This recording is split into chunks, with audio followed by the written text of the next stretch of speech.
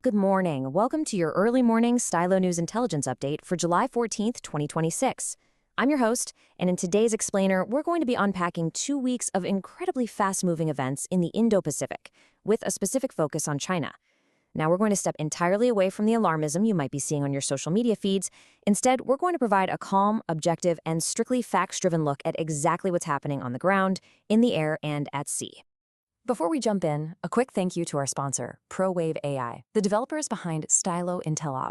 Stylo Intel is a really powerful AI-driven open-source intelligence platform, and its commercial version, Stylo News, is available to you right now on the web and through their mobile apps. What's amazing about this system is how it constantly pulls raw data from over 250 global sources across more than 20 languages. It then uses AI to distill that absolute mountain of information into clear, actionable intelligence in under 60 seconds. In fact, everything in today's explainer was built using this exact technology.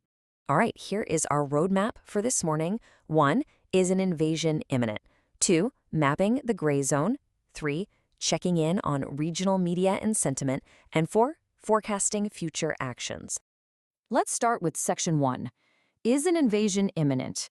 Here is our bottom line up front. It's the question driving global markets, shifting defense postures, and quite frankly, creating a lot of international anxiety. Will China attack Taiwan in the immediate future? Look, if you spend any time online lately, you probably feel like the countdown clock is already ticking. But as intelligence professionals, we have to look past the rhetoric. We have to follow the hard data. And the data leads us to this medium confidence intelligence assessment. Based on everything aggregated from late June through early July, China is highly unlikely to launch an immediate, large-scale attack on Taiwan. Why do we say that? Well, because the classic undeniable signs of a true invasion just aren't there. We're not seeing a confirmed amphibious force surge, we aren't seeing massive reserve mobilizations, or huge logistics stockpiles at the ports, or the closure of civilian shipping lanes. Instead, the reporting clearly points to a relentless focus on coercion. Beijing certainly retains the intent to compel unification, but they're playing a much longer, far more calculated game here. That brings us to Section 2.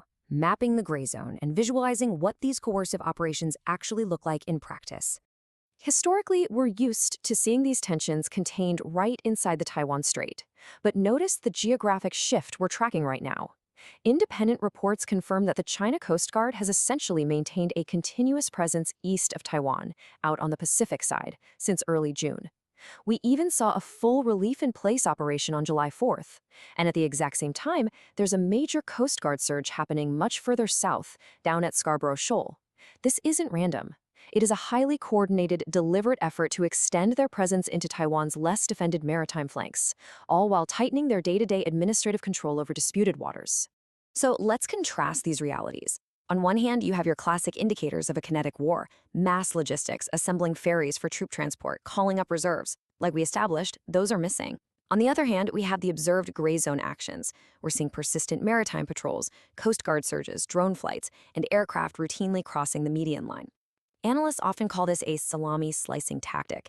They're slicing away at the status quo piece by piece, creating a new normal that rehearses a potential quarantine or blockade while carefully staying just below the threshold of triggering an actual war. Now, Taipei is wide awake to this shift. Taiwan's defense posture isn't just about bracing for a massive D-Day-style landing anymore. They are actively adapting to a prolonged threat of attrition and denial. Recent intelligence highlights Taiwan's massive push to procure over 210,000 drones and autonomous vessels. They're heavily focused on civilian resilience drills, preparing for blockades, cyber attacks, and sabotage.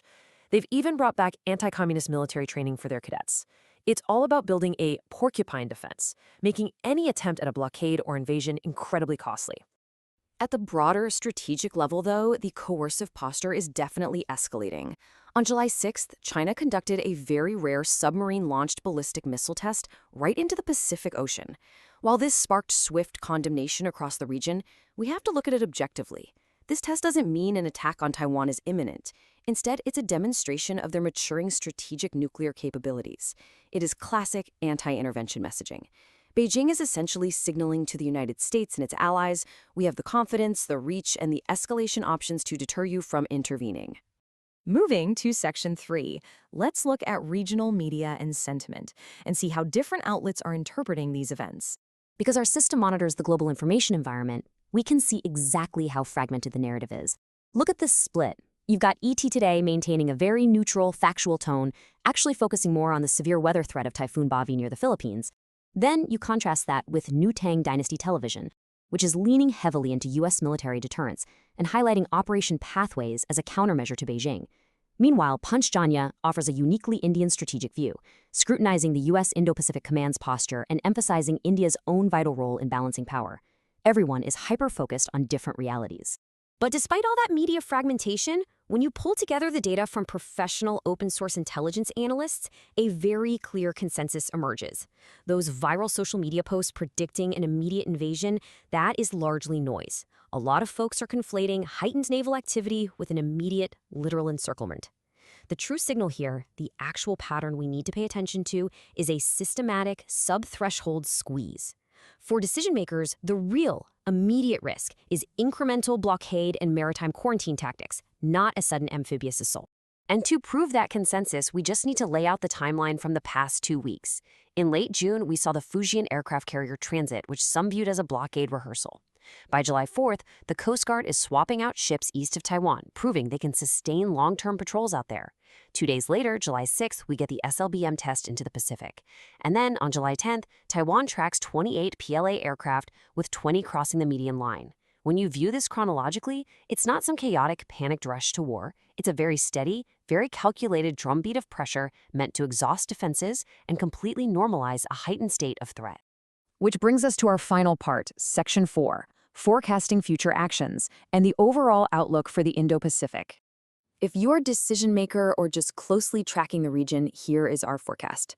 Expect Beijing to continue this exact phased coercion strategy.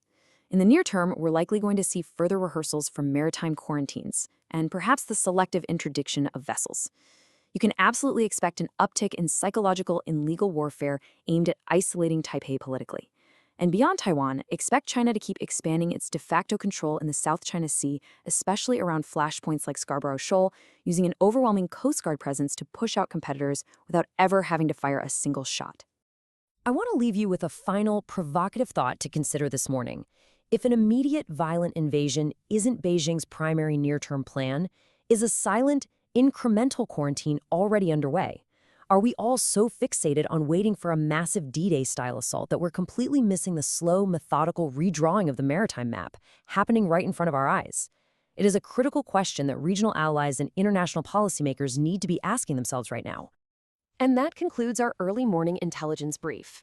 If you want to dive deeper into these events and explore the full geopolitical fallout of these findings, I highly recommend listening to our comprehensive morning podcast. It's titled China Escalates, Taiwan, Missiles, and the New Indo-Pacific Standoff. You can find it on your favorite podcast channel or just follow the link in this post. Thank you so much for joining me for this explainer. And remember, to get AI-powered on-demand intelligence just like this, subscribe to Stylo News today at www.stylonews.com. Stay informed, stay objective, and have a great day.